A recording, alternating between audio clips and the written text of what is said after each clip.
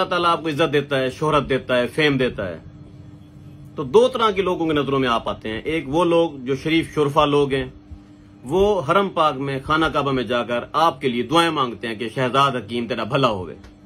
दूसरी तरफ एक दूसरी नस्ल के लोग भी पाए जाते हैं, यानी कुत्ते बिल्ले, वो आप पर भौंकना शुरू हो जाते हैं, जैसा कि ये है। अस्सलाम वालेकुम दोस्तों, शहजाद हकीम एक आगाही मैसेज दे ए आजकल लई वदे माजून लूहा पार।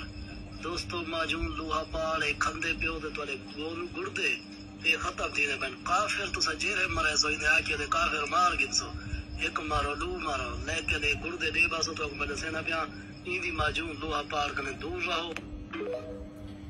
इंदा प्यू घिन गई मजून मेरे कोलों चढ़ गया इंदी मां उते, मां इंदी वंज भी सवेरे हस्पताल, 3 महीने पंचायत में भोगी, हाल ही तक रोला चलदा पे।